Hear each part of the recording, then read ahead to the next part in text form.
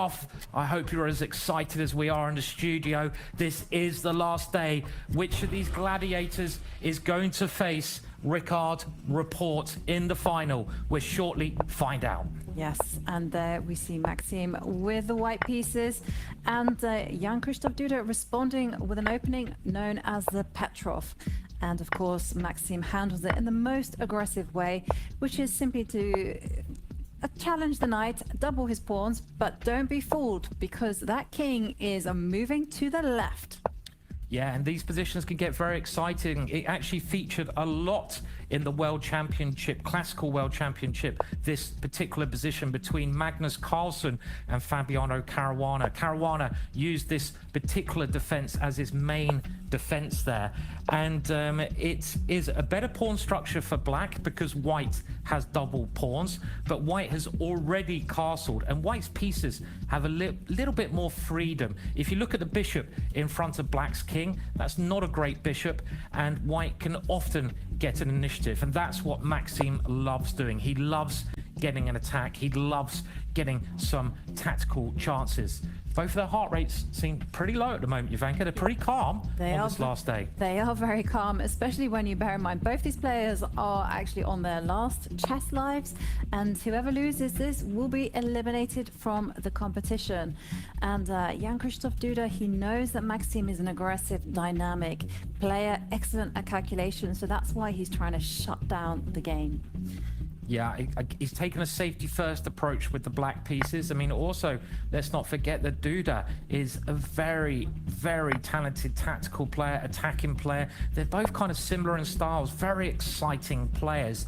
Now, white can grab that bishop with his knight. It's considered that the bishop is slightly better than a knight at this level, but that would also help black's pawn structure because black can move the pawn into the middle. So instead, white just centralizes his rook.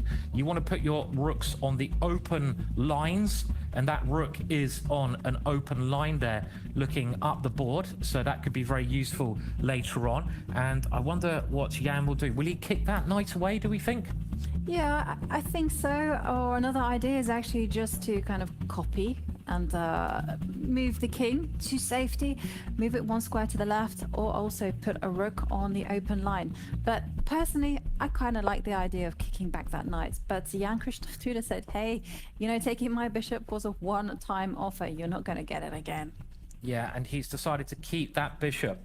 Now, it looks fairly even, this start of the game, the opening stage. We're getting into the middle part of the game now.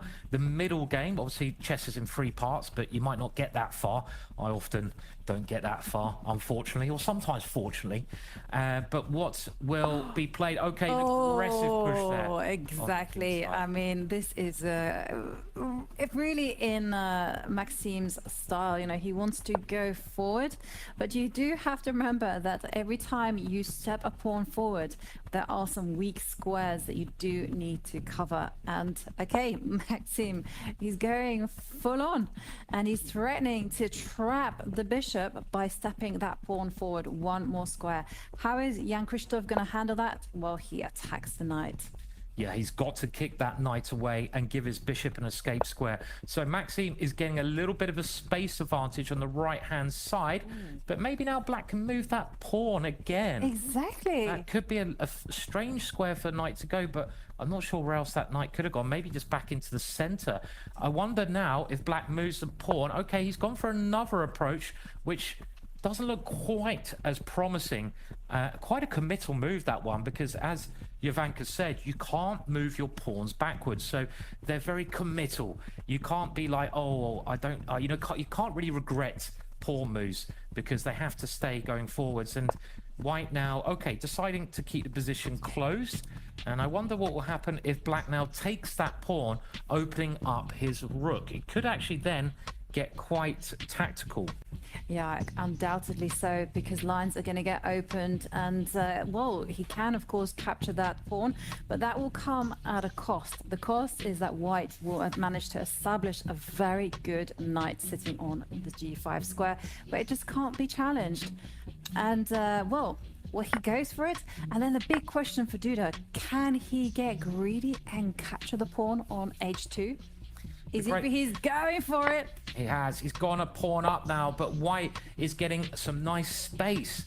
And this is what I like about these quality players. They don't mind taking risks. They don't mind testing their opponents by playing the most critical moves. There's a lesson to be learned at home there. Always try to play the most critical continuations if you can get away with them. And talking about critical continuations, Jan Krzysztof decides to kick that queen away. Oh, and is he basically offering Maxime a draw? Because Maxime can actually move forward with the queen to the d5 square, and he's going for it. And Duda now offering a draw. He's saying, let's repeat the position until perpetuity. And let's remember, if you repeat the position 3 times, it is claimed to be a draw. But Maxime playing for the win. Brave play from the Frenchman, what you expect from this great player. Have a look at the clock though. They're clearly nervous, even though their heart rates are not necessarily showing that, because they're moving much slower than they should be. Duda, don't Duda bide it. You got to move. He does have to move. It's like less than 25 seconds, Simon. And now it's ticking down to under 20 seconds. Oh. I'm not sure I like his clock handling here, because under 20 seconds, you do get added time every move, but only a little bit. It's not much. And now, can white, he's looking at the black king there. Is Maxime, can he put more pressure on it? He's just given his king an escape square in case there's any problems with the back rank. There might have been something missed. Duda bringing his knight around to defend. Let's remember, black is a pawn up, but white's pieces look better. White threatening checkmate there. And of course, Duda doesn't fall for that cheap trick.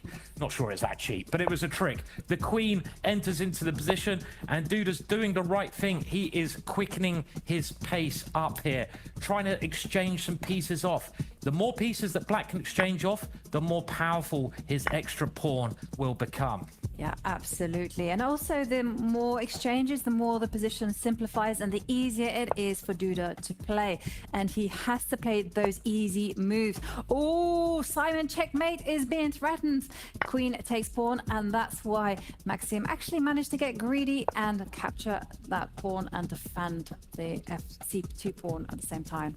They're both getting very short of time, and it is now Duda who has a bit of an initiative here. He's not a pawn up anymore, but the black queen is floating dangerously around the white king, but the rook has to come back to do a bit of defensive duties. It seems very even at the moment, but anything can happen in these last seconds of the game.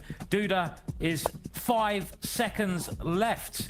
White now goes a pawn up. This is looking a lot better all of a sudden for Maxime. That is a big extra pawn that Maxime has on the right-hand side of the board. Black's trying to get some tricks with the queen and knight. I love this move, trying to get the queens off. Yeah, absolutely fantastic play by Maxime, because when your king is under some pressure, trade off queens. And now the players with seconds left on the clock. And look at Maxime, he knows his technical stuff. He puts his rook behind the pawn, he pushes that advanced pawn, and now it's all about whether Duda can hold a blockade. Yeah, white is clearly just one pawn up, and what white's got to do is try to queen that pawn, try to get that pawn to the other end of the board. But black is very active with his knight and rook here, and the white king is a little bit exposed there.